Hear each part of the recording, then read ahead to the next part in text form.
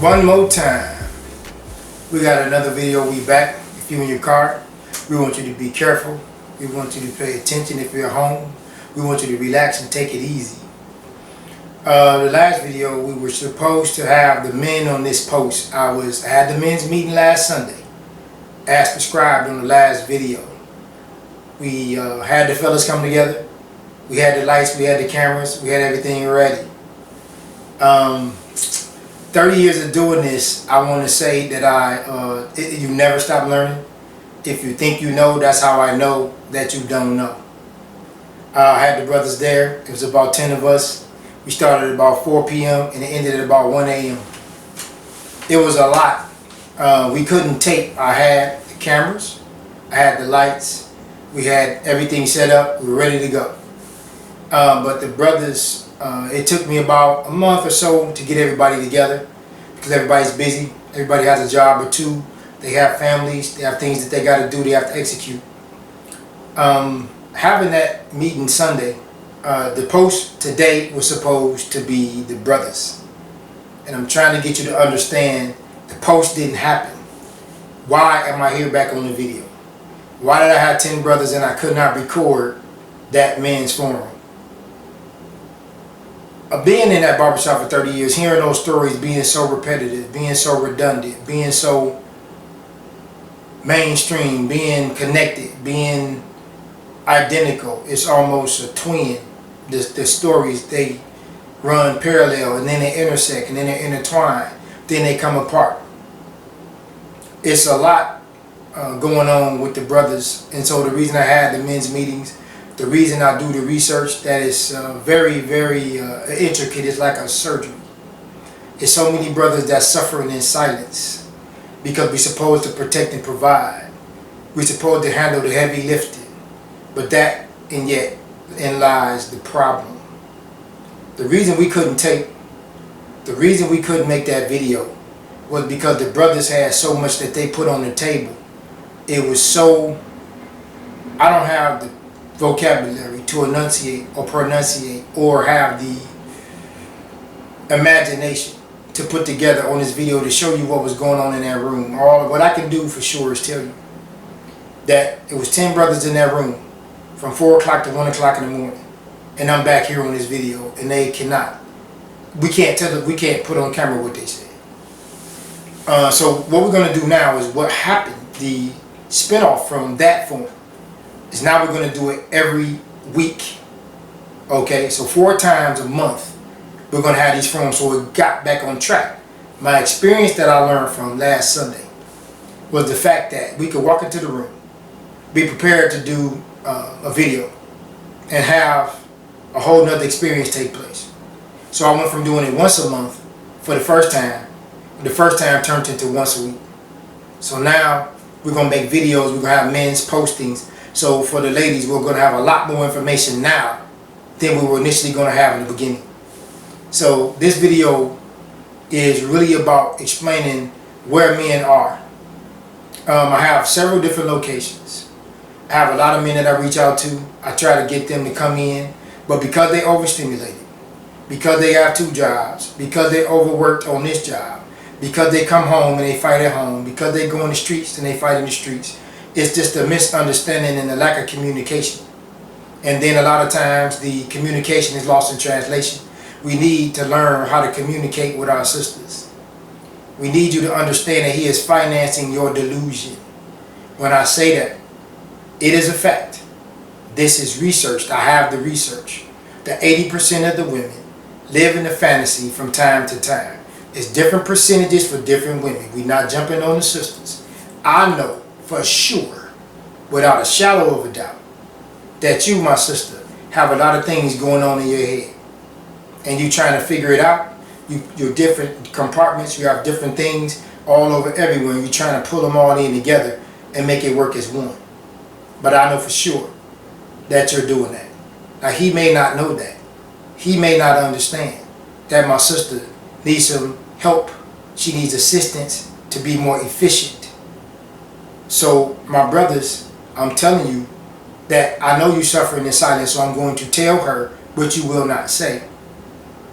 When I say he's financing your delusion, You have the power. You are the queen. That's a period. It's no question. That doesn't mean that you lack power, presence, and position in his life. That is not what we are saying. I'm telling you, the reason you are by his side makes you significant. But I'm also telling you, the reason he won't speak to you is because how powerful you are. So when they come to me, and they'll say, DJ, well, she did this. DJ, she did that. DJ, it won't go like this. DJ, it won't go like that. I'm trying to tell him he needs to go home and communicate that with you. But all my brothers don't have the same talent. They don't have the same gifts. They don't have the same motive. They don't have the same training. They don't have the same tools and resources. So how do we get him to help you understand that he comes to me and gives a different message than what he gives to you? And the message that I get from the collective of my brothers is consistent and it is unchanging. But now I have to be the one to tell you that he is financing your delusion. Now, when I say that, when I say your delusion, because 80% of my sisters live in a fantasy at times. Okay, at times, not every day, not all day, not in every situation, in every case, situation, and circumstances. But they know that you are doing it. So he'll tell you, when you ask him, do you look fat in that dress? If you feel like you're fat, it's an 80% chance you probably are. Okay? But he's not going to tell you that. That's how he finances your delusion, with his compliment or lack thereof, or not speaking when he should. If you ask him, do you look beautiful? That might not be the reason he's with you. That doesn't mean that he doesn't think you're not beautiful, but you could be not beautiful and still be his queen because you have the power. When I say he finances your delusion, he would tell you that you can go on a trip that he knows he cannot afford. Not that he doesn't have the money, but he knows that your car is making that noise, or that light is on and he has to get that fixed. Or he knows that the roof is in disrepair. Or he knows that he has to do something to the house, he has to replace a window. He knows that maybe one of the children have a trip coming up, or they got some things in school that he needs to handle, and he's not telling you that that trip is going to impede that process. When I say he's financing your delusion, the reason that we couldn't do that video is because the brothers had so much hurt and so much pain, so many triggers and trauma, so much dysfunction. But it was beautiful on the outcome because that devotion, that putting those things out on the table, led us and helped us understand that we need to get together more often. We need to do more videos. We need to have more substance. So when we have these videos and we do record this, we can put this out to my sisters. And we can have you understand that you have the power.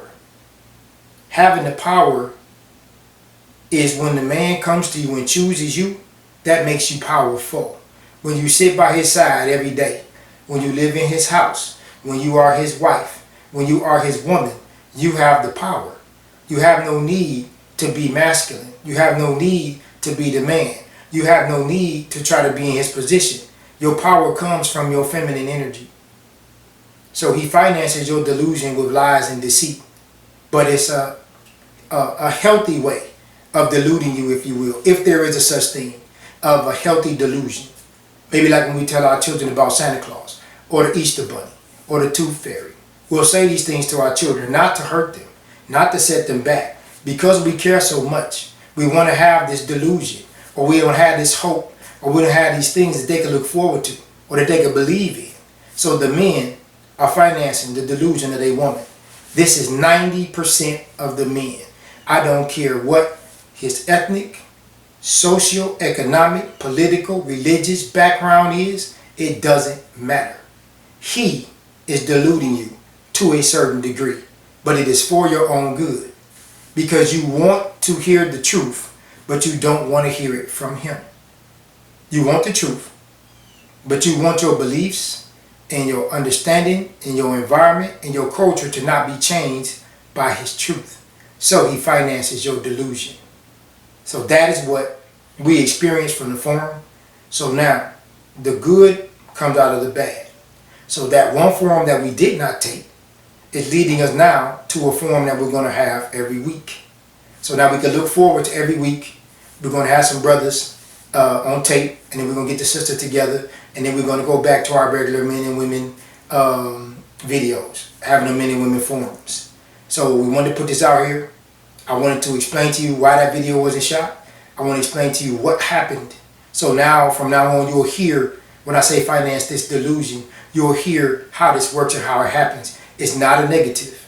It's not the way it's been socialized or stereotyped that you believe the way men deceive women. That's not what it is. It's more along the Easter Bunny or the Santa Claus. It's more along the Tooth Fairy, those ideologies. It's not about a negative deceit where it's destruction and disruption coming to the relationship. It's trying to be as healthy as possible and deal with the woman's ideologies and her fantasies. So we wanted to put this out here. So we want you to take this information. We want you to test this information. We want you to try this information. We want you to take it to the barbershop or take it to the hair salon. Take it to the job or take it to the church. This is the Clipperdome Chronicles. Thank you.